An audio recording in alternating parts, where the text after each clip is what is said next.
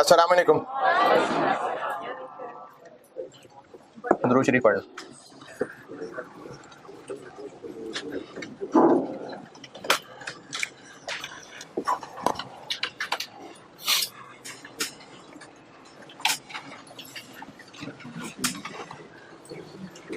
Lecture 40 में से कुछ पूछना है तो पूछे, सिवाय इसके कि दोबारा बता दें। लेक्चर 40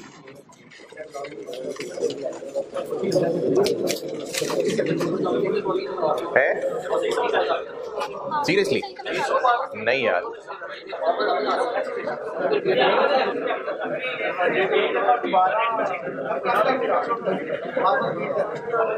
सर एक दफा दोबारा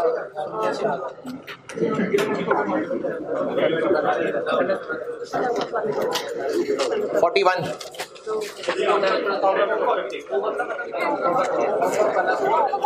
होमवर्क नहीं हुआ, नहीं किया,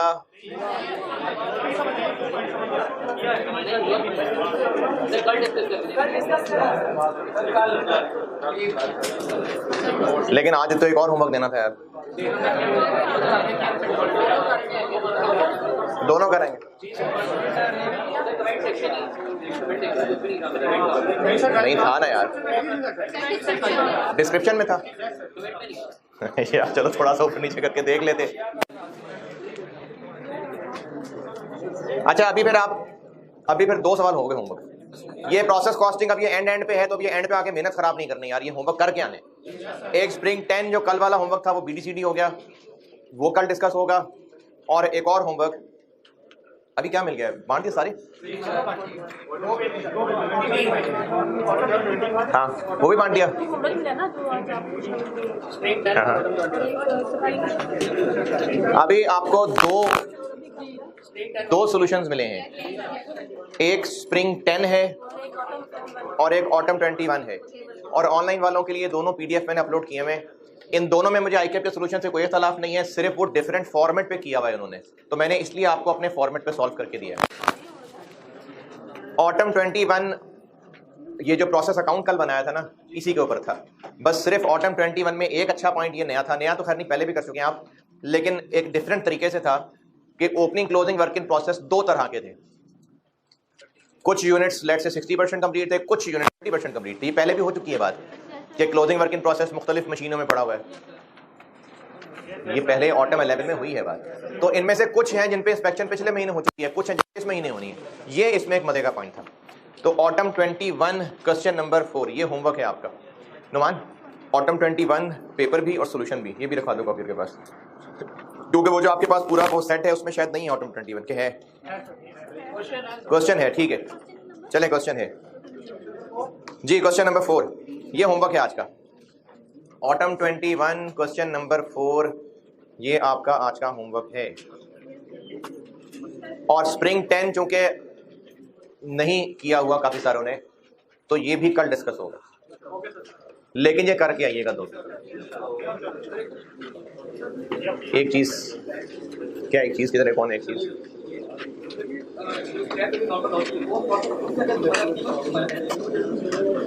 दोबारा का माइनस करें तो वो उसके और लॉस थे, वो उनका और रिकवरी थी, ये और लॉस है। तो जो ट्रांसफर इन होके आए हैं उन पे अब प्रोसेस 2 लग रहा है। नहीं न्यू मटेरियल अलग रखें, इसको अलग रखें, फिर दोनों अलग अलग कॉलम है ना। P1 कॉलम अलग है, न्यू मटेरियल कॉलम अलग है। हाँ क्यों ना करें माइनस? अच्छा तो अभी भी ये फिजिकल चीज ही है। अच्छा चलो सारा उसमें से कर दें, तो इसमें से क्यों ना करें बताओ? दोनों में से कर दें, सिर्फ न्यू में से कर दें, P1 में से क्यों ना करें? P1 में से क्यों नहीं करें अगर सारा मटेरियल में से कर देते हैं तो अभी भी वो फिजिकल चीज ही है प्रोसेस 2 में। ठीक है अब ये 2 फिजिकल चीजें हो गई, ठीक है कर दें, सारा उसी में से कर दें, तो फिर P1 में से क्यों नहीं कर रहे होंगे? फिर किसी एक में से कर दें, P1 में से कर दें तो बेहतर है। अच्छा, कन्वर्जन में से माइनस ना करने की क्या लॉजिक है? हाँ, तो उसकी भी कोई लॉजिक नहीं है, बस एक नॉर्म्स हैं कि पहले में से माइनस करते हैं, तो आप P1 में से माइनस करते हैं, न्यू मटेरियल में से करना है, न्यू मटेरियल में से करते हैं। स्प्रिंग 10 क्वेश्चन नंबर 3 और ऑटम 21 क्वेश्चन नंबर 4। ऑनलाइन वालों को बाकी बातें आ जाती हैं, ये नहीं आती थी, मैं लिख देता हूँ। क्वेश्चन नंबर 3 स्प्रिंग 10, ये कल का होमवर्क था, अब ये BD हुआ आज और फिर CD हो गया। और क्वेश्चन नंबर 4 ऑटम 21, ये दो हैं होमवर्क जो मैं डिस्कस कर रहा हूं कल, अगर आप करके आ रहे हैं तो। जी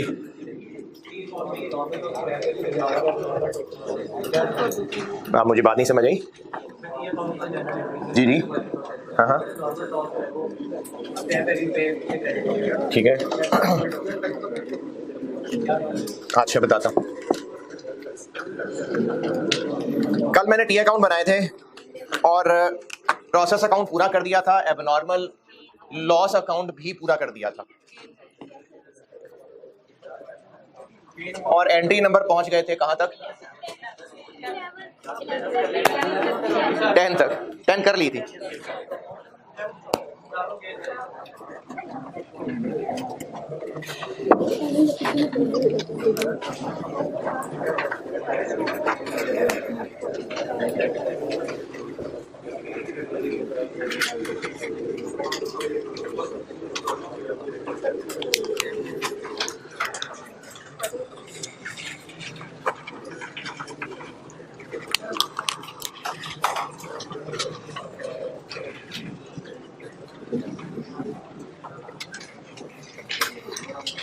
कल इंशाल्लाह जॉइंट और बाय प्रोडक्ट्स पे आएंगे, वो इससे और आगे हैं जी, और उस पे स्प्रिंग 20 के बाद सवाल नहीं आया।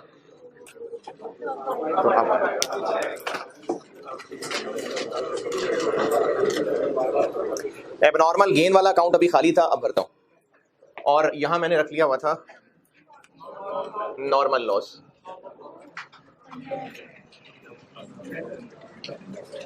और इसकी अमाउंट क्या रखी थी, और इसको लगाया था एंट्री नंबर 6, और एक यहां पर कर ली थी। अच्छा, अब मैं क्योंकि एबनॉर्मल गेन बता रहा हूं तो फिर दोनों में से कोई एक ही होगा ना। कैश टोटल स्क्रैप वैल्यू थी, यानी scrap value of actual loss कह सकते हैं आप, टोटल से मुराद है एक्चुअल की। ये थी एंट्री नंबर 10, यहां तक किया था। है नहीं, वो नहीं लिख रहा ना, अब एबनॉर्मल गेन है ना, आपके पास तो लिखा हुआ है, आप ना मिटाएं उसको, लेकिन अब मैं आपको एबनॉर्मल गेन वाला सिनेरियो बताने लगा, तो उसमें तो फिर यहाँ नहीं लिखा होगा एबनॉर्मल लॉस। जब आप स्क्रैप इन्वेंट्री मुकम्मल कर लेंगे ना, अभी मैं आज वाली लाइन भी लिख दूंगा, तो आपके उस स्क्रैप इन्वेंट्री वाले अकाउंट में एबनॉर्मल लॉस और नॉर्मल गेन, इन दोनों में से कोई एक लाइन आ रही होगी। प्रोसेस अकाउंट में सबको नंबर लग गया है या रहता है कोई? प्रोसेस अकाउंट एबनॉर्मल गेन, इसको नंबर लगा लें 11।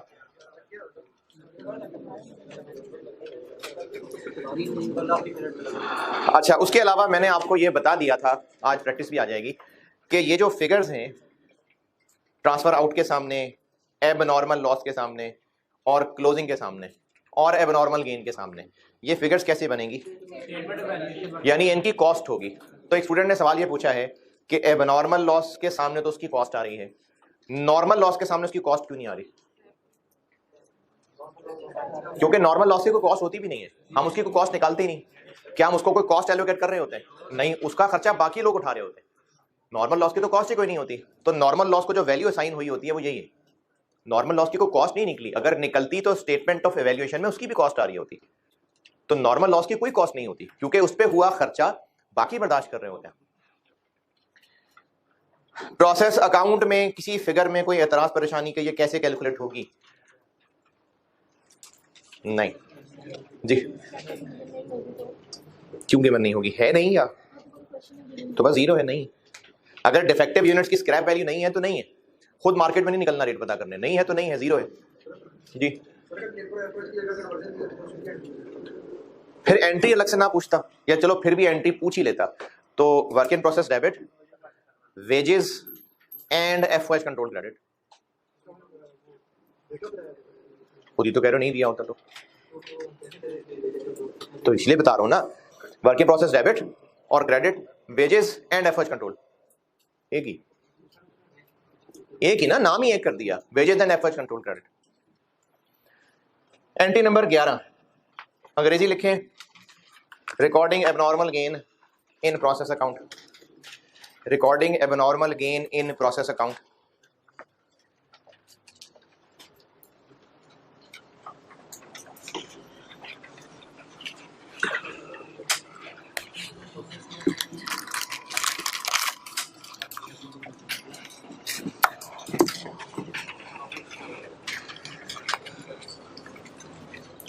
क्या एंट्री होगी? वर्क इन प्रोसेस डेबिट,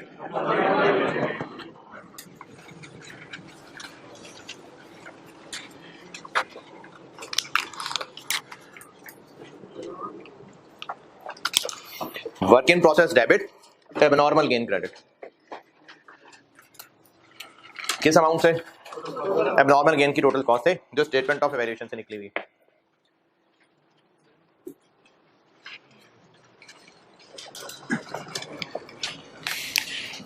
अगर नॉर्मल लॉस 100 यूनिट से, जबकि असल में 80 यूनिट का लॉस हुआ, तो 20 क्या है? Abnormal gain.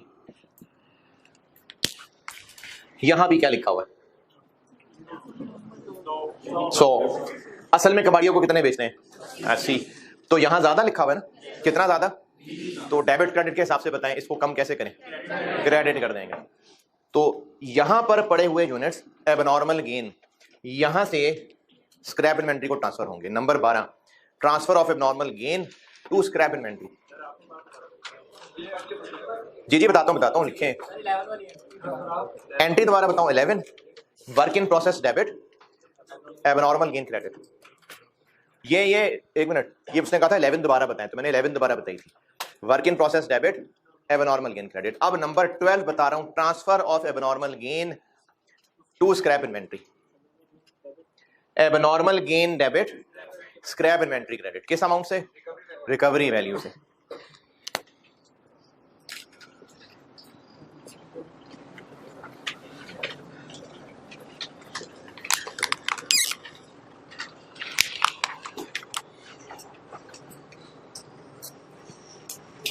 अच्छा, इन केस के किसी को नहीं पता, टी अकाउंट में जब पोस्टिंग होती है ना, तो जिस नाम का टी बना हुआ है, एक अकाउंट का नाम तो ये है, साथ लिखने में जो अंग्रेजी लिखी जा रही होती है, ये दूसरे अकाउंट का नाम भी हो सकता है और इस ट्रांजैक्शन की डिस्क्रिप्शन भी हो सकती है। यानी अब यहां पर मैंने लिख दिया वर्क इन प्रोसेस, या मैंने यहां पर लिख दिया नॉर्मल लॉस, तो इसका मतलब ये नहीं कि नॉर्मल लॉस नाम का अकाउंट क्रेडिट हुआ था, scrap inventory debit, work in process credit हुआ था। ये तो डिस्क्रिप्शन लिखी है कि क्यों हुआ था। तो टी अकाउंट में जरूरी नहीं कि दूसरे अकाउंट का नाम आ रहा हो, वैसे डिस्क्रिप्शन भी आ सकती है। स्क्रैप इन्वेंट्री अकाउंट के अंदर अभी यहां कितने यूनिट्स आ रहे थे? 100, जबकि असल में बेचे ही सिर्फ 80 हैं, तो बाकी 20 यहां क्रेडिट करेंगे तो ये हिसाब टैली होगा, तो वो यहां क्रेडिट और यहां डेबिट। अब इस एंट्री नंबर 12 के करने से स्क्रैप इन्वेंट्री का अकाउंट देखें टैली हो गया। स्क्रैप इन्वेंट्री का अकाउंट यहां ज्यादा लिखा हुआ था, एबनॉर्मल गेन से ये रिवर्स हुआ।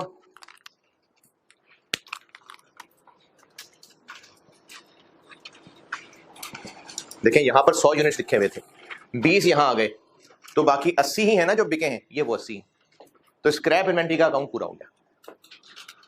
या इसमें एबनॉर्मल लॉस आ रहा होगा तो वो डेबिट साइड पे होगा, या एबनॉर्मल गेन है तो वो क्रेडिट साइड पे होगा। स्क्रैप इन्वेंट्री का अकाउंट पूरा हो गया। ये पोस्टिंग ही लिखी है सामने यार। हाँ ठीक है, स्क्रैप इन्वेंट्री ओके। अच्छा, अब इस अकाउंट पे आते हैं। एबनॉर्मल गेन के यूनिट्स प्रोसेस से निकाल के यहां लाए थे, तो प्रोसेस डेबिट और ये क्रेडिट। अब ये क्रेडिट हमने कहां शिफ्ट करना है? तो यहां से डेबिट, यहां क्रेडिट, इधर एक क्रेडिट आया भाई, क्या ये हो रहा है? ये हो रहा है कि यहां पर एक फिगर क्रेडिट है जी, ये 20 यूनिट्स है, यहां पर वो क्रेडिट साइड पे लिखे हुए हैं। अब इनको इस अकाउंट की बजाय उस अकाउंट में क्रेडिट शिफ्ट करना है। एक टी अकाउंट में क्रेडिट है, वो दूसरे अकाउंट में क्रेडिट पोस्ट करना है। तो क्या कर, डेबिट होता है कुछ, डेबिट क्रेडिट।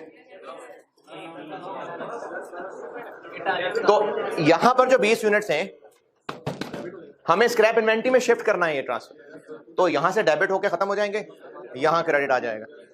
अब इस वक्त इस टी अकाउंट में देखें तो डेबिट क्रेडिट साइड बराबर है दोनों, रुपए वाली फिगर बैलेंसिंग फिगर किस साइड पे आएगी? डेबिट साइड पे, क्योंकि कॉस्ट उससे ज्यादा होगी।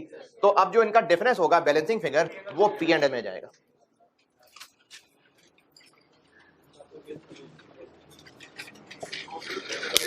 तो वो जो है जी, कॉस्ट तो ज्यादा ही होती है ना, रिकवरी वैल्यू तो थोड़ी सी होती है। अब जब मैंने आपको एबनॉर्मल गेन पढ़ाया था तो वहां पर कुछ लोगों को इख्तलाफ, परेशानी, तकलीफ ये थी कि एबनॉर्मल गेन को इनकम बनाते हुए उसमें से स्क्रैप माइनस क्यों कर रहे हैं? तो वो इसलिए कर रहे हैं, इस साइड पे कॉस्ट है, उस साइड पे scrap value.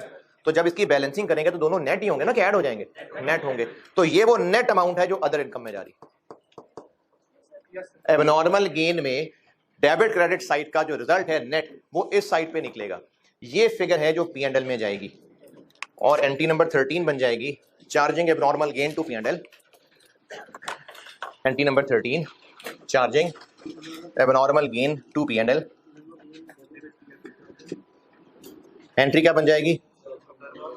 Abnormal gain debit, P and L credit. और इस एंट्री की अमाउंट क्या है? एबनॉर्मल गेन की cost net of scrap value. अब ये अकाउंट भी खत्म हो गया।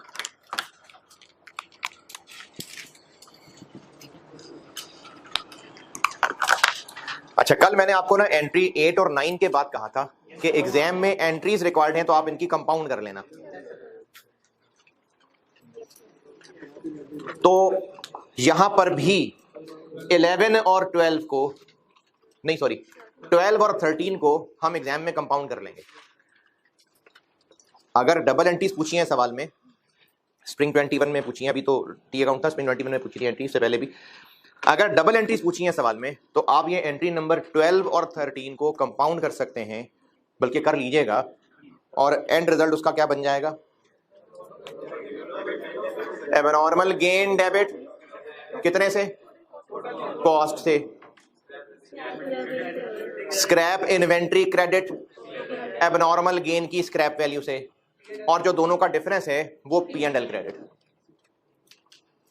रिपीट कर रहा हूं, एबनॉर्मल गेन डेबिट एजी यूनिट्स की कॉस्ट से,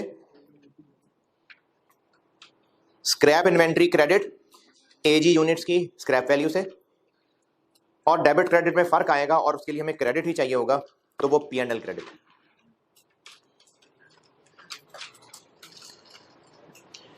एग्जाम में आप 12-13 को अलग अलग करना चाहें तो कर सकते हैं, कोई मसला नहीं है, लेकिन कंपाउंड कर लें तो अच्छी बात है। तो कंपाउंड होकर शक्ल बन जाएगी abnormal gain debit, scrap inventory credit और पी एंड एल क्रेडिट।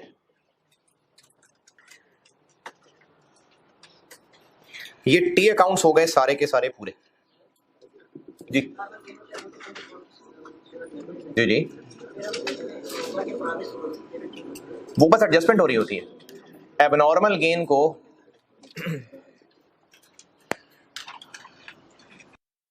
जो एबनॉर्मल गेन करते हैं ना यूनिट्स में, ईपी में एबनॉर्मल गेन का क्या करते थे? ईपी में एबनॉर्मल गेन के यूनिट्स लेस होते थे ना। तो अगर आप अब प्रोसेस अकाउंट पे गौर करें, ईपी में क्या क्या आ रहा होता है? ईपी में ओपनिंग, वो ओपनिंग और स्टार्टेड कंप्लीटेड तो हम तोड़ रहे होते हैं। तोड़ किसको रहे होते हैं? कंप्लीटेड। तो कंप्लीटेड आ रहा होता है, और क्लोजिंग और एबनॉर्मल लॉस या एबनॉर्मल गेन, तो कंप्लीटेड और क्लोजिंग, एबनॉर्मल गेन इनमें से लेस हो रहा होता है ना। तो अब टी अकाउंट देखें, क्रेडिट साइड पे आ रहे हैं कंप्लीटेड और closing work in process. Closing और कंप्लीटेड प्रोसेस अकाउंट में क्रेडिट साइड पे लिखे हुए, तो एबनॉर्मल गेन के यूनिट्स उसमें से लेस होते हैं, इसलिए डेबिट साइड पे लिखे हुए। तो ये वो उसको डेबिट साइड पे इसलिए लिखा ताकि वो उनके यूनिट्स को ऑफसेट कर रहे हो, हैं जी। इक्विवेलेंट प्रोडक्शन में कंप्लीटेड यूनिट्स होते हैं और क्लोजिंग वर्क इन प्रोसेस के यूनिट्स होते हैं, और एबनॉर्मल गेन के यूनिट्स इनमें से लेस हो रहे होते हैं। अब आप अगर वर्क इन प्रोसेस का अकाउंट देखें तो क्रेडिट साइड पे कंप्लीटेड यूनिट्स भी आ रहे हैं, क्लोजिंग वर्क इन प्रोसेस के यूनिट्स भी आ रहे हैं, तो एबनॉर्मल गेन ने इनसे अपोजिट होना था ना, तो इसलिए वो डेबिट साइड पे नजर आ रहे हैं जी।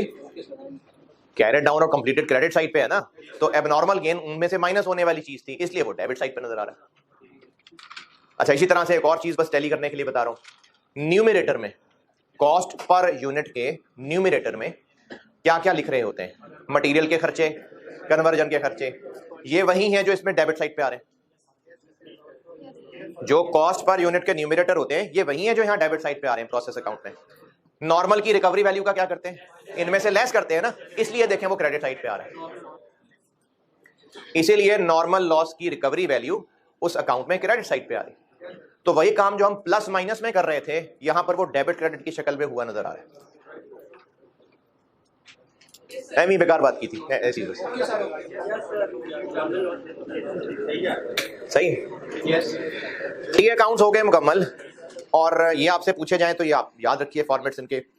एंट्रीज में अभी और लिखवा रहा हूं जी जी, सर के बाद आगे जी जी।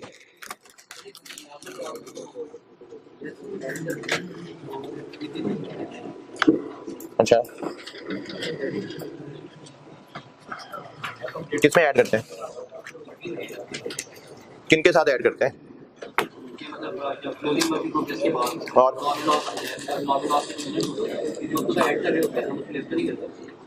अच्छा किसमें ऐड हो रहे होते हैं, हाँ, और क्लोजिंग में, तो इसलिए उन्हीं की साइड पे लिखे हुए।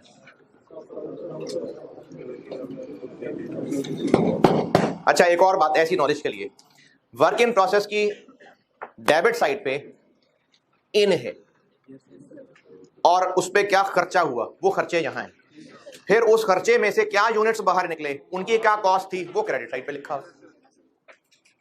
जो खर्चे हुए वो वर्क इन प्रोसेस की डेबिट साइड पे हैं, जितने यूनिट्स प्रोसेस में इन हुए वो डेबिट साइड पे हैं, फिर उसके नतीजे में एंड रिजल्ट क्या निकला, जो जो कुछ हम स्टेटमेंट ऑफ इवैल्यूएशन में बनाया करते थे वो क्रेडिट साइड पे लिखा कि वो खर्चे अब आगे कहां किन किन पे लगे। तो इतने जो ट्रांसफर आउट के सामने लिखे हैं वो अगले प्रोसेस में चले गए, जो क्लोजिंग के सामने लिखे हैं वो अब भी सीडी है, जो एबनॉर्मल लॉस के सामने लिखे हैं वो उनकी कॉस्ट लिखी हुई है। तो डेबिट साइड पे इन्स आ गए और क्रेडिट साइड पे आउट्स आ गए। एक और बात, ये भी सवाल के साथ दोबारा बता दूंगा, अभी सवाल करूंगा ना तो ये बात दोबारा बताऊंगा जो कह रहा हूं। अगर आप प्रोसेस अकाउंट में यूनिट्स वाला कॉलम देखें, डेबिट क्रेडिट दोनों साइड्स, तो ये क्वांटिटी स्केड्यूल ही है,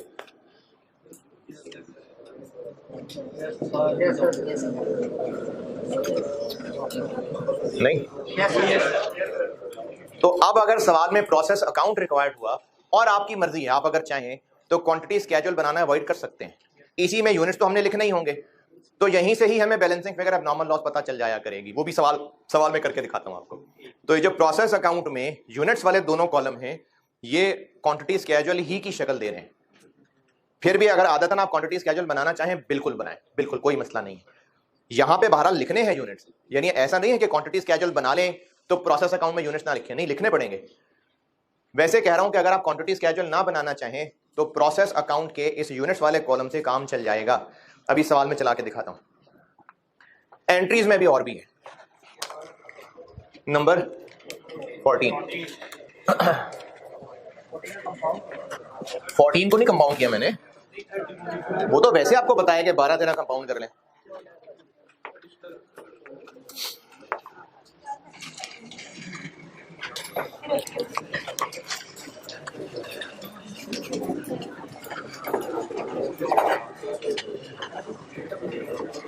कॉस्ट ऑफ रीवर्क, ये क्या लगता है नाम से? अब ये दो तरह का हो सकता है।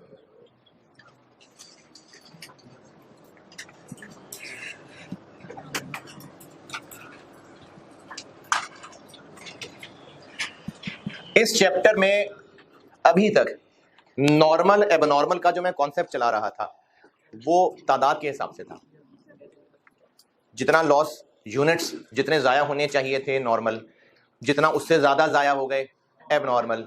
ये नॉर्मल एबनॉर्मल का फर्क सिर्फ क्वांटिटी का फर्क था अभी तक जो पढ़ रहे थे, ये डिफरेंट है। ये वही है जो पहले पढ़ा हुआ कॉन्सेप्ट है। ये रीजन नेचर के हिसाब से, जैसे अगर एक रूटीन प्रोसीजर है, जैसे मैंने कल वो चेयर्स की मिसाल दी थी कि चेयर्स में वो मेटल का पूरा स्ट्रक्चर बनेगा, फिर उस पर आगे कपड़ा फोम चढ़ना होगा। हो सकता है कि वो जो मेटल स्ट्रक्चर पिछले डिपार्टमेंट से आया था उस पर फोम कपड़ा चढ़ाते हुए, उस पर जो कील लगने हैं, नट लगने हैं, वो कसते हुए, कील लगाते हुए वो जो वेल्ड हुआ था वो टूट जाए। है क्या ईंटें? ईंटें कहां से आ गई? इसी तरह से जो फोम लगा रहे थे चेयर पे, जो फोम चेयर पे लगा रहे थे, जो कपड़ा लगा रहे थे, काटते हुए वो गलत कट गया तो उसकी शेप खराब हो गई, अब और शीट लगानी पड़ेगी। इसी तरह से जो मेटल स्ट्रक्चर था, मजदूरों की लड़ाई हो गई तो वो चेयर्स भी टूट गई उससे।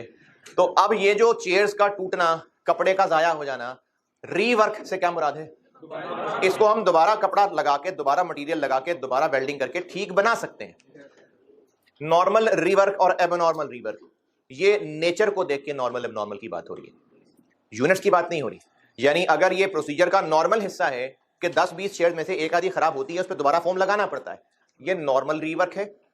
और अगर ऐसा नहीं होता, वो लड़ाई की वजह से ऐसी चीजें खराब हो गई हैं, तो ये एबनॉर्मल रीवर्क है। यानी यहां पर नॉर्मल एबनॉर्मल रीजन के हिसाब से बता रहा हूं, क्वांटिटी की बात नहीं हो रही, यहां पर रीजन की बात हो रही। नहीं नहीं, रीवर्क हो सकता है, लेकिन वो फोम नहीं फटना चाहिए था, वो कपड़ा नहीं खराब होना चाहिए था, वो वेल्डिंग को लड़ाई में टूटा है सारा।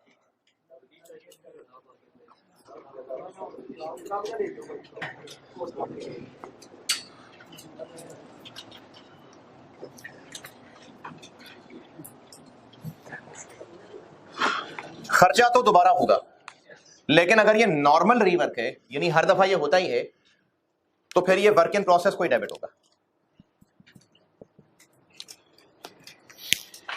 चाहे अलग से, चाहे वो जो डेबिट साइड पे मटेरियल, लेबर और एफओएच लिख रहे थे, चाहे उन्हीं में ऐड होके।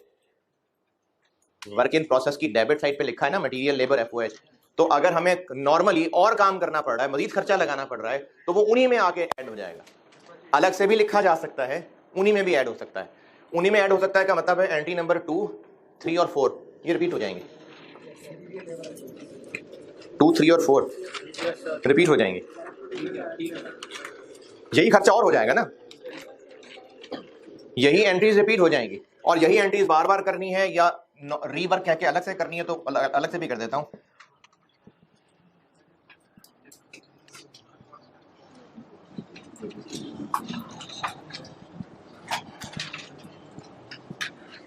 ये हो जाएगा, बाउंड कर दिया।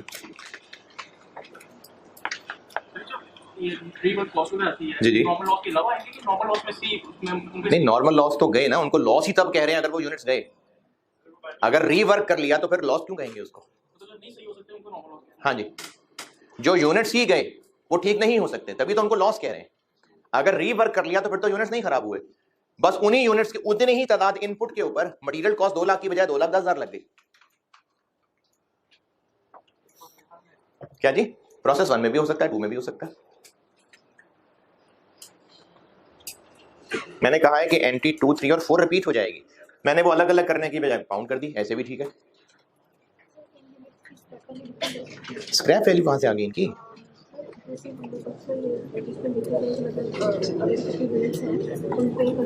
अच्छा, ये रीवर्क का जब वर्ड है ना, तो फिर ये अब बिल्कुल सही वाले हो जाएंगे, रीवर्क कर देंगे हम, इन पे दोबारा खर्चा करेंगे। अब ये सही है, लॉस नहीं है, ये लॉस नहीं है, ये नहीं है लॉस, तभी तो रीवर्क कह रहे हैं, इन पे दोबारा काम कर लेंगे, ठीक हो जाएंगे। तो इसलिए स्क्रैप वैल्यू का तो उस पर काम ही नहीं है। अगर तो नहीं ना, तभी तो उनको रीवर्क कह रहे हैं।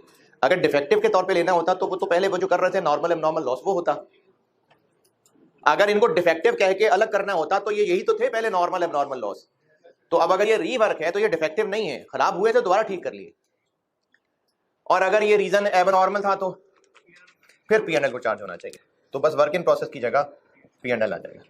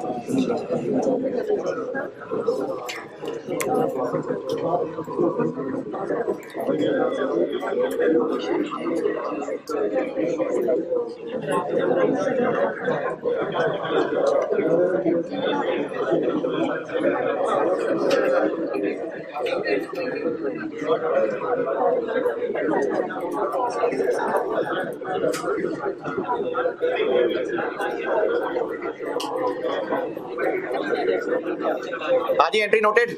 चले, एंट्रीज भी मुकम्मल और टी अकाउंट के फॉर्मेट भी मुकम्मल। एक सवाल करते हैं अभी, एक सवाल होमवर्क दिया है, कल एक और डबल एंट्रीज का करा के फिर मैं ज्वाइंट प्रोडक्ट्स पे आ जाऊंगा और कल फिर इसी तरह से और होमवर्क दूंगा, है जी। 3 तो लगेंगे, हाँ जो आएगा तो देख लेंगे यार। क्या जी? जो प्रोसेस 2 में पढ़ा है, जैसे लेक्चर 40-41 तक जो पढ़ा है जी, नहीं एंट्रीज नहीं। ऑटम 14 क्वेश्चन नंबर 1 पढ़ लें, करता हूं बोर्ड पे। ऑटम 14 क्वेश्चन नंबर 1 पढ़ लीजिए, मैं बोर्ड पे करता हूं।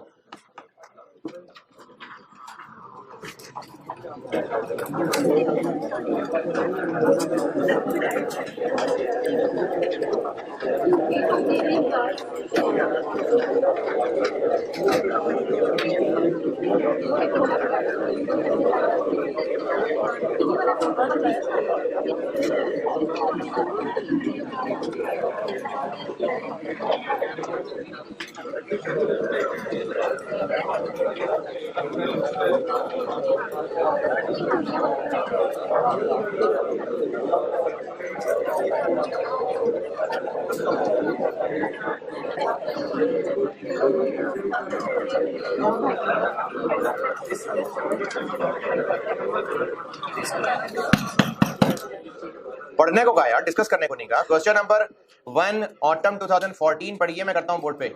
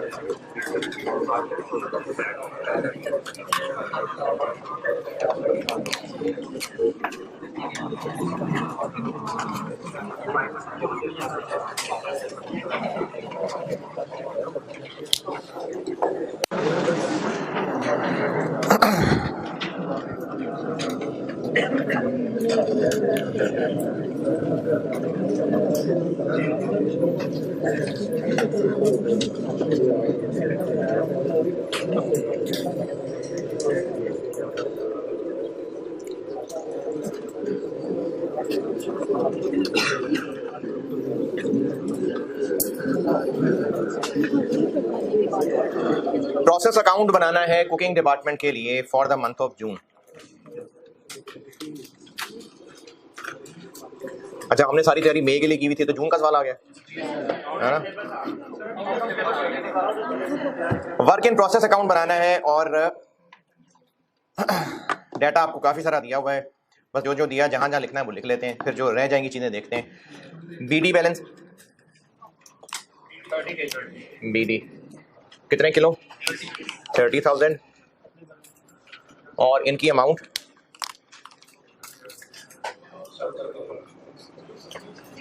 6260 प्लस 1288 प्लस, बस पक्की बात है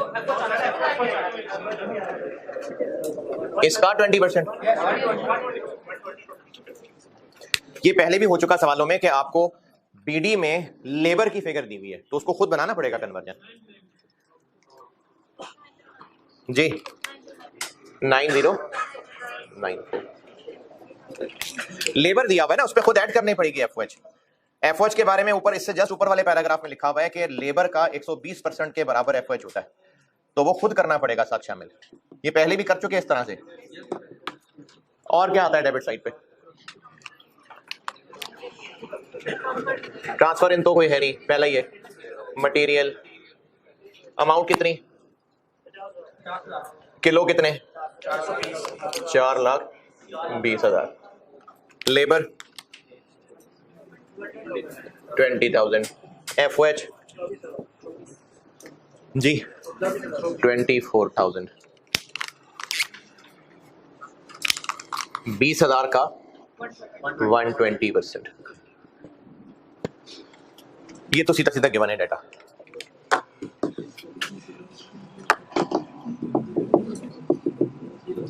और ट्रांसफर आउट कितने? 362,000 अमाउंट देख लेते हैं। और क्लोजिंग 65,000। नॉर्मल लॉस फाइन करना पड़ेगा, वर्किंग 1। और फिर बैलेंस करेंगे तो एबनॉर्मल लॉस या एबनॉर्मल गेन होगा। और बैलेंस करने वाली बात से मेरी मुराद ये है कि हम क्वांटिटी स्केड्यूल तो बनाते थे, तो उस पर भी तो यही चीजें लिखते थे, BD, input, closing, output, normal loss, तो बैलेंस करके एबनॉर्मल लॉस या गेन आता है। तो अगर आप क्वांटिटी स्केड्यूल ना बनाना चाहें तो कोई मसला नहीं है, इस 2 कॉलम से काम चल जाएगा। नॉर्मल लॉस निकालते हैं।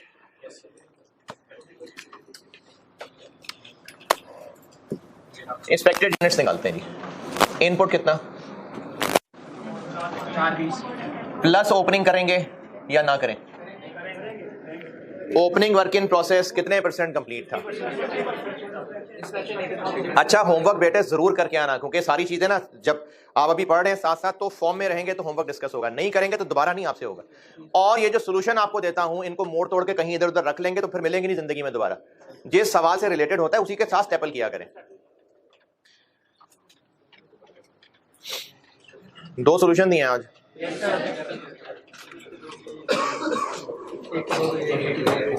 ओपनिंग ऐड करना है कि नहीं? कितने % कंप्लीट था? और इंस्पेक्शन कितने पे है? तो हाँ, ये अब आके इंस्पेक्ट होगा, इसलिए ऐड होगा 30। क्लोजिंग कहां तक पहुंचा है? तो ये इंस्पेक्शन नहीं हो सकी, लेस हो जाएगा। इंस्पेक्टेड यूनिट्स बन जाएंगे 385। और नॉर्मल लॉस कितना है? 5% के 2% के 3%? अच्छा, 5% का 2%। ये 5 को सिंपली 2 और 3 में तोड़ के बताया है। और ये दोनों हमें अलग अलग इसलिए चाहिए क्योंकि एक की स्क्रैप वैल्यू है, एक की नहीं है,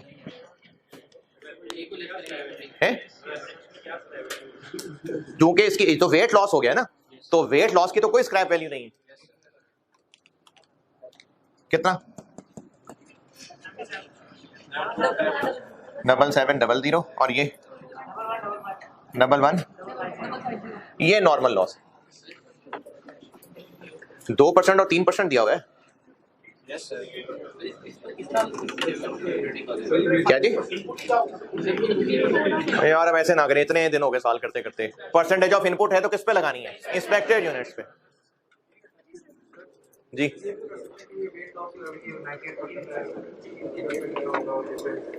नहीं, इंस्पेक्टेड यूनिट्स पे लगा रहे हैं ना इनपुट। वो किस लिए दिया उस पे करता हूं बात अभी।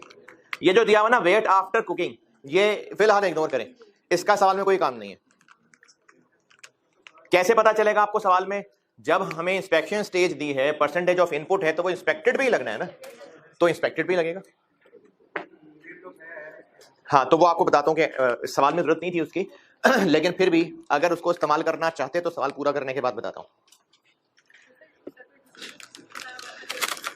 इसको सेपरेट क्यों किया?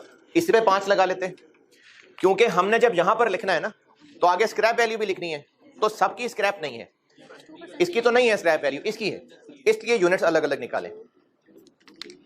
तो नॉर्मल लॉस हो गए, फिर वेट लॉस और रिजेक्शन। वेट लॉस वाले हो गए 7700 और ये हो गए 11 और इनकी आगे अमाउंट क्या आएगी?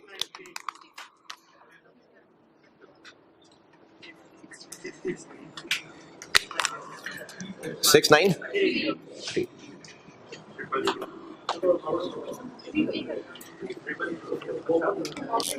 693 बस, कोई जीरो नहीं और इसके सामने कुछ भी जीरो नहीं आएगा। अगर दिल कर रहा है तो ये ले।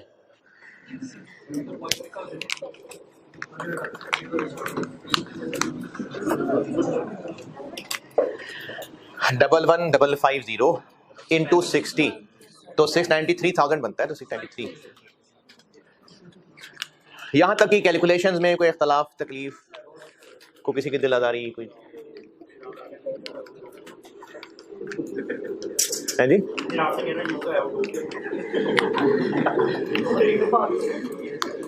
नहीं डूब के मरना तो मैंने कभी नहीं कहा यार, को पहाड़ से छलांग लगाओ तो। आप अगर आप क्वांटिटी स्केड्यूल बनाना चाहें ना बिल्कुल बनाएं, लेकिन अगर नहीं तो इन दोनों साइड्स पे ये जो क्वांटिटीज वाले कॉलम है, देखें ये डेबिट क्रेडिट साइड है और जब BDCD लिखा हो तो फिर दोनों साइड्स बराबर ही होनी चाहिए। तो BDCD लिखा हुआ है तो अब ये दोनों साइड्स बराबर होनी चाहिए थी, तो इसलिए फिर हमें इन दोनों कॉलम्स को बैलेंस करके पता चल जाएगा कि एबनॉर्मल गेन है या एबनॉर्मल लॉस है। तो इसको बैलेंस करें तो एबनॉर्मल लॉस है।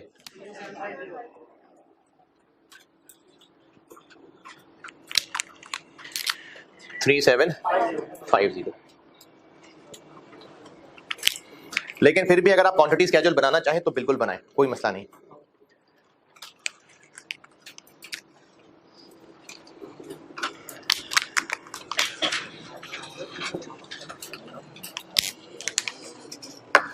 हाँ जी, अब क्या रह गया?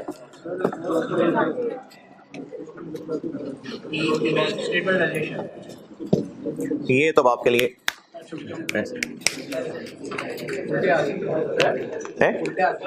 उल्टे नहीं आती बतानी। हाँ जी, ओ क्या है यार? जी जी अच्छा, ये बाकी भी सुना, अच्छा सवाल है। मैंने तो यहाँ लिखा ही नहीं कि ये वेट लॉस है या रिजेक्शन है। एबनॉर्मल लॉस को मैंने क्यों नहीं ऐसे तोड़ा? तो रिजेक्शन भी हो सकती है। अच्छा, मैं कह रहा हूं कि इसमें वेट लॉस भी है, रिजेक्शन भी है। आप बताएं मैंने क्यों नहीं तोड़ा? हाँ जी, नहीं पहले ही कर लिया का तो जवाब नहीं है। नहीं दिल नहीं है, क्यों नहीं तोड़ा मैंने? हमने इनकी लिखनी तो कॉस्ट ही है ना सामने, तो कॉस्ट है, चाहे वो रिजेक्शन है चाहे वो वेट लॉस है, कॉस्ट तो है। तो यहां पर हमने कॉस्ट ही तो लिखनी है। हाँ, अगर इस सवाल में डबल एंट्रीज रिक्वायर्ड होती तो फिर तो हमें उनकी स्क्रैप वैल्यू की भी एंट्री करनी होती, फिर मैं जरूर तोड़ता। और आप इस सवाल को पूरा एक बार अभी कर लेते हैं, फिर मैं ये तोड़ के दिखा भी देता हूं कि कैसे इस सवाल में कैलकुलेट करते। इस रिक्वायरमेंट के मुताबिक तो जरूरत नहीं है, लेकिन अगर वैसे डाटा को सिखाऊं कि इसमें निकालना पड़ता तो कैसे निकालते, वो उसको पूरा करके निकाल देता हूं। करें ना, पूरा करें कैलकुलेट।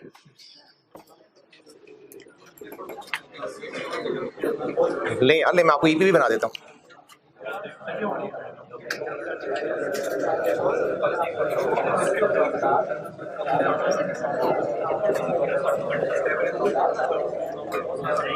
अच्छा, अब आप प्रोसेस 2 कर करके आदत नहीं ना कर लें, ये प्रोसेस 1 है, बस 2 ही कॉलम है।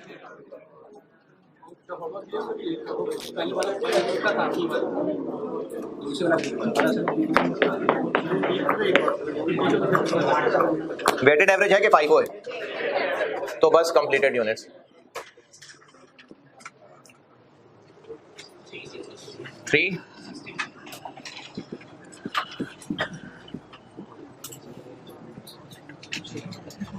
Closing work in process 65,000। Material के एतबार से मुकम्मल हैं, कन्वर्जन के एतबार से 65 हैं। 65 और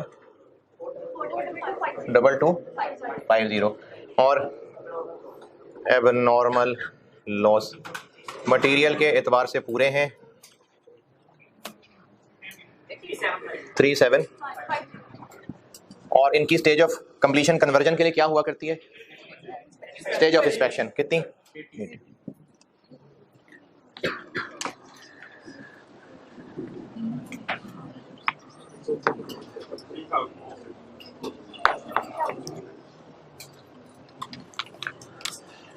3750 3,000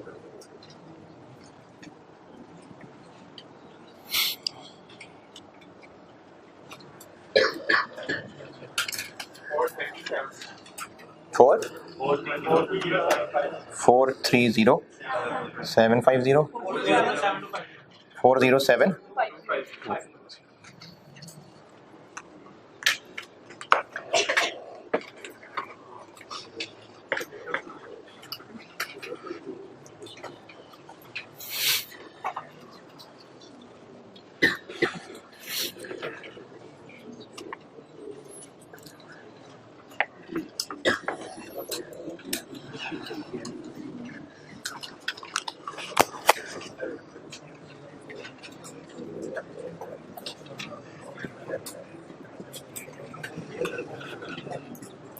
वेटेड एवरेज मेथड है तो ओपनिंग वर्क इन प्रोसेस भी आएगा 6260 और इधर 2834। ये कैसे? या तो इनको ऐड कर लें या 9094 में से ये माइनस कर दें। Current period 44,000। Normal loss 693 555 67 46। अच्छा ये 1000 में 3 जीरो लगा लीजिएगा फार्मूले में डिवाइड करते हुए।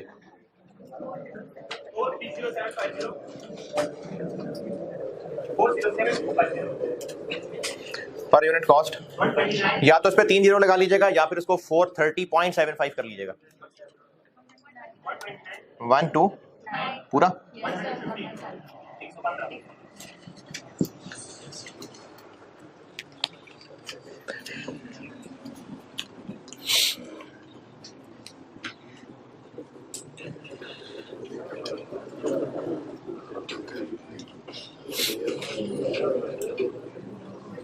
पढ़ने से ऐसे लग रहा था जैसे वेट ऑफ 15 और transfer stock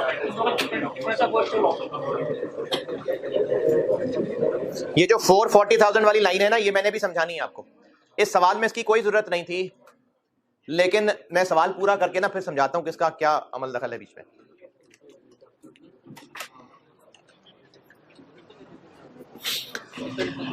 EP, cost per unit और स्टेटमेंट ऑफ वैल्यूएशन बनाएं और ये तीनों फिगर्स निकालें। करें आप? जी बनाएं बनाएं।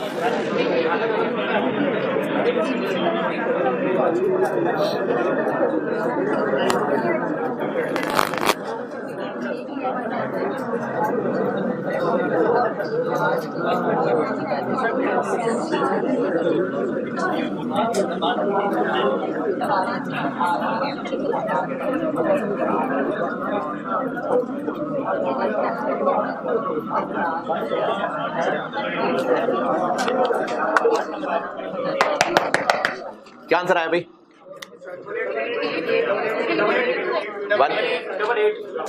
188 32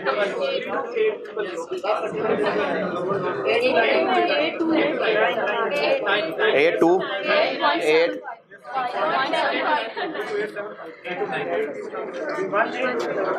32 यही है। ये रे 15 नंबर।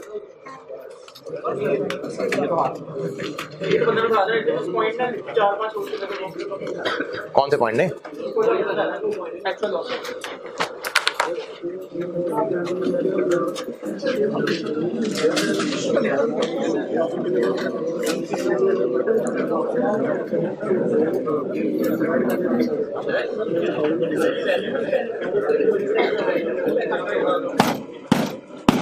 वैल्यू में क्या?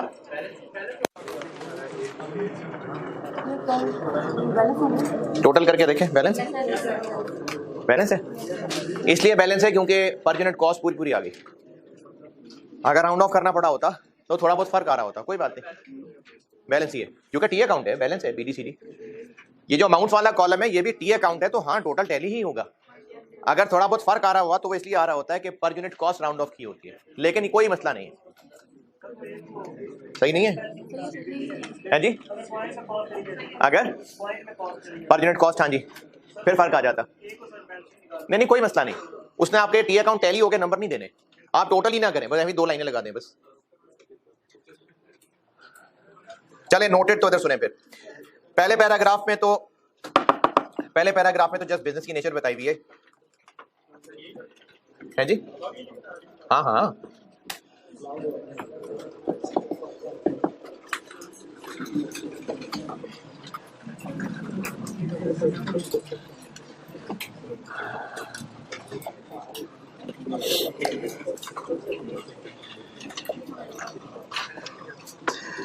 पहले पैराग्राफ में जस्ट वैसे ही बिजनेस और उसकी प्रोडक्शन की नेचर बताई हुई है। उसके बाद इंस्पेक्शन स्टेज, उसके बाद भी वर्क वो ओवरहेड अप्लाइड और इन्वेंट्री के बाद की हुई है। ये जो इस टेबल में वेट आफ्टर कुकिंग वाली लाइन है, अगर ये ना हो तो बिल्कुल स्ट्रेट फॉरवर्ड ही सवाल है।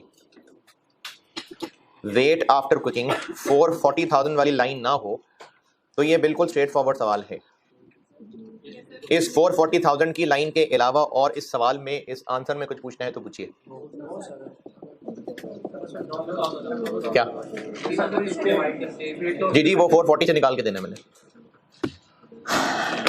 इस सवाल में 3750 में से कुछ वेट लॉस भी है और रिजेक्शन भी है, लेकिन इस सवाल की रिक्वायरमेंट में जरूरत नहीं थी तोड़ने की, क्योंकि लिखनी तो उनके सामने कॉस्ट थी।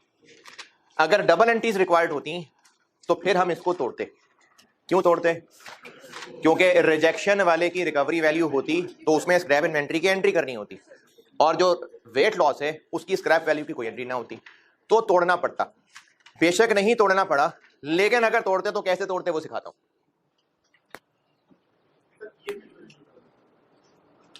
यूनिट बिठा दो।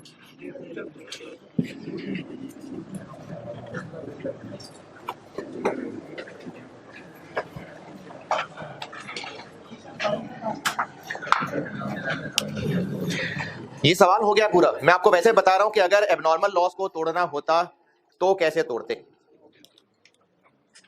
मशीन्स में कितना चिकन है जो कुक होने के लिए इन हुआ है?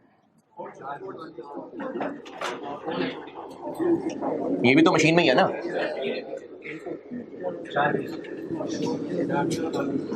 क्लोजिंग इसके अलावा कोई है? इतना टोटल केजी चिकन इन है कुक होने के लिए। कुक होने के बाद रह कितना गया?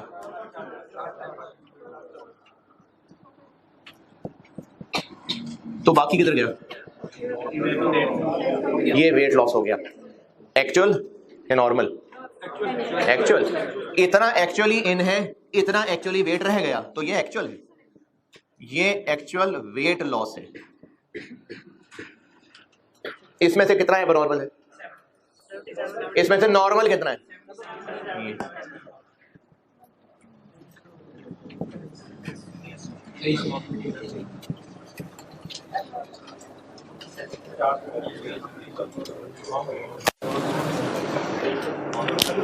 ये एबनॉर्मल वेट लॉस। नहीं समझे?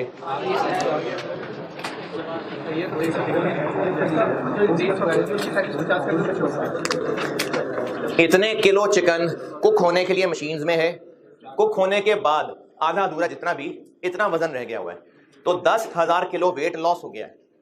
इसमें से इतना तो होना बनता था, जो ज्यादा हो गया वो एबनॉर्मल वेट लॉस है। एबनॉर्मल रिजेक्शन कैसे निकालें? ये टोटल एबनॉर्मल है, इसमें से 2300 माइनस कर दें तो बाकी रिजेक्शन वाला आ जाएगा।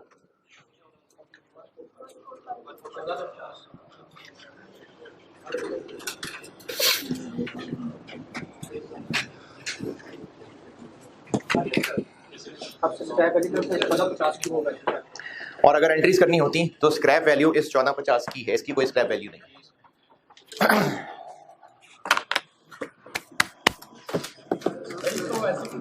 वैसे कैसे? ये क्या है? क्या क्या क्या?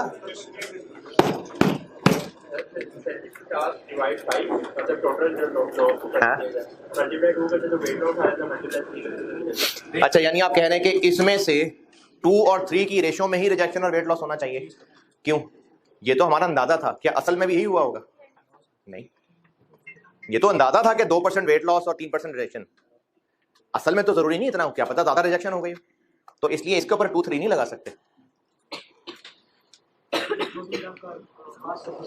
क्या हो गया? नहीं, आप लोगों ने स्टेटमेंट ऑफ वैल्यूएशन से बना के बताया कितना है। ये ठीक है, ये भी ठीक है। क्लोजिंग के यूनिट्स कितने हैं? ये 65,000 पे लगेगा, मिटा दिया। कितना? 1। और 42,250 पे लगेगा, तो ये नहीं आ रहा।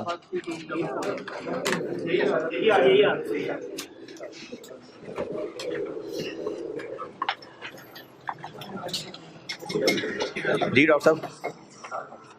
हाँ जी डॉक्टर साहब, क्या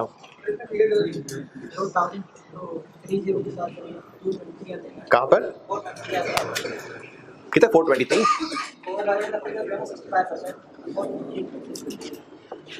ये थाउजेंड्स नहीं है, ये तो पूरे केजीस लिखे हुए हैं, ये तो थाउजेंड्स में। आपने इसको क्या किया है? 423 कैसे आया? 423 तो किसी सूरत नहीं बनता भाई। अरे 1000 में करके भी 423 नहीं बनता है।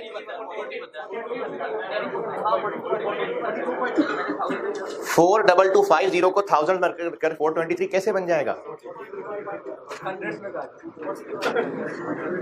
आप देखें केजीज को नहीं 1000 में करें, ये तो इतने से इसको कितना को 1000 में कर लोगे यार? वो तो एंड वाली टोटल अमाउंट को 1000 में लिखा हुआ है?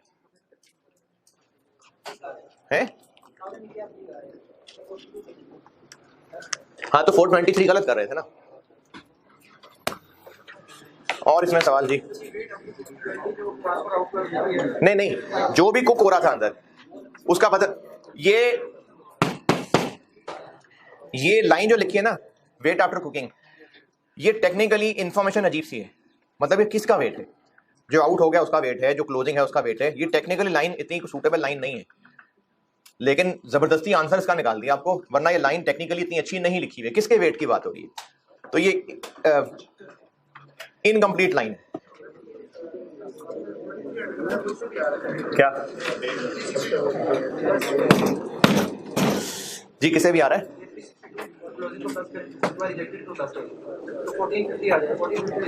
क्या क्या क्या दिस? अच्छा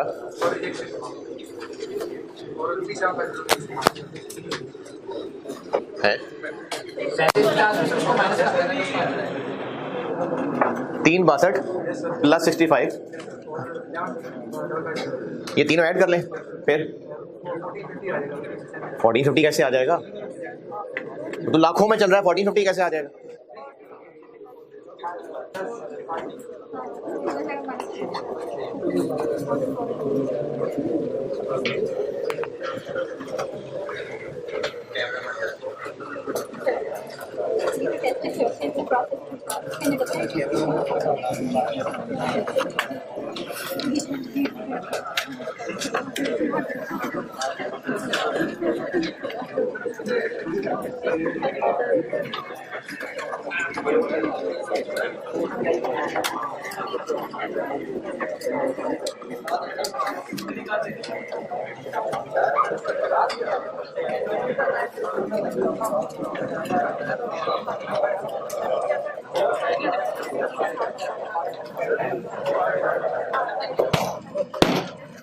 कोई आखिरी बात अगर याद हो किसी को?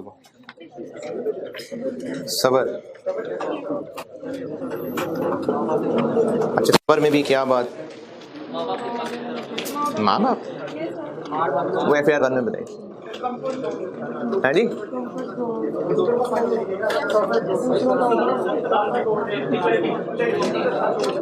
वो तो वैसे अलग से बात की थी ना, इनमें से बात कर रहा हूँ।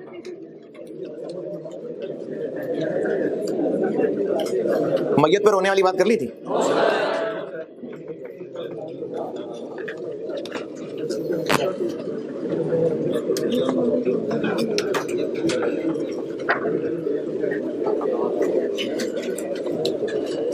फारिग होंगे आप तो बात करता हूं।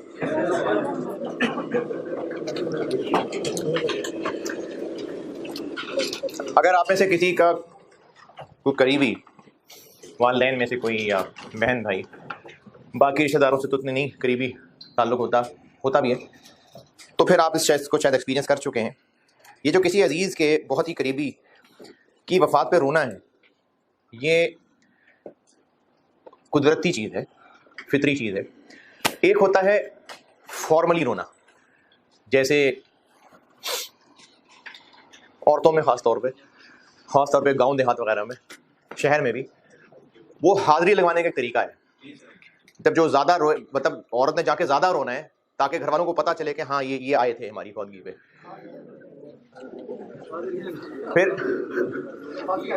फिर इसके अलावा वैसे भी घर की औरतों में भी ये रुझान ज़्यादा है, चीखना चिल्लाना, ये ना अल्लाह को उतना पसंद नहीं है। एक है वैसे कुदरती रोना, इसमें कोई रोक नहीं है, बिल्कुल रोना तो आ ही जाएगा, जितना करीबी ताल्लुक होगा रोना आएगा। एक होता है शिकायती रोना कि नहीं ऐसे नहीं होना चाहिए था, ये क्यों हो गया, ये जुल्म क्यों हुआ, काश मैंने ये ना किया होता, फलाना हो गया होता। हमारा एज अ मुस्लिम ईमान ये है कि जो हुआ है वो हो के ही रहना था।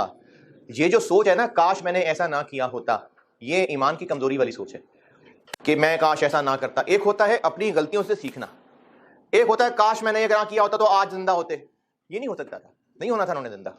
तो मैयत पर रोना, रोना आ जाना और चीख चिंगाड़ करना और शिकायतें करना, ये शिकायतें करना, चीख चिंगाड़ करना अल्लाह को पसंद नहीं। और इस तरह की शिकायतें कि अल्लाह ने क्यों किया मेरे साथ ऐसा, अब हम क्या करेंगे, ये नहीं होना चाहिए था, नहीं जाने देना, इसमें शिकायती टोन, ये बुरी बात है। अल्लाह से शिकायती टोन ये हो जाती है। जैसे मेरी फैमिली में डेथ हुई थी, उस पर रिश्तेदारों में कुछ ऐसे, पता नहीं अल्लाह हमसे क्या चाह रहा है, हमें समझ नहीं आ रही। ये बात ठीक नहीं है। बल्कि हमारा अगर ईमान स्ट्रांग हो तो अल्लाह ने ही भेजा था और अल्लाह ने वापस बुलाना ही था और उनका वक्त था। मोहब्बत की वजह से आंसू आ जाते हैं, इसमें कोई इख्तलाफ नहीं है, लेकिन ये ईमान इन्ना लिल्लाहि व इन्ना इलैहि राजिऊन कि हमारा अल्लाह पे यकीन ही है कि अल्लाह ने दिया था, ने वापस ले लिया। हाँ, ये नहीं करना कि पार्टियां करनी शुरू कर दें, चलो जी अब्बा ने जाना था चले गए, तो अल्लाह ने वापस बुलाना था, चलो पार्टी करते हैं, नहीं ये तो बेदबी वाली बात है। लेकिन शिकायती टोन ये सब्र के खिलाफ बात है। बल्कि एक दफ़ा ना, वो पता नहीं लतीफ़ा है या ऐसी कुछ जानने वाले बता रहे थे, मुझे नहीं पता, या तो असली वाक़या लतीफ़ा है, मज़े की बात है। वैसे एक ऐसी कोई फौजी थी और जो बेवा थी उसने बहुत ज़्यादा चीखना चिल्लाना किया हुआ था, बहुत ज़्यादा शोर, नहीं जाने देना नहीं जाने देना। तो वो जनाजा भी नहीं उठ पा रहा था, तो वहाँ पर एक आलिम थे, उन्होंने कहा अच्छा इसको भी ले जाओ इसको भी साथ ही दफना दो। तो बस वो फिर साइड पे हो गई।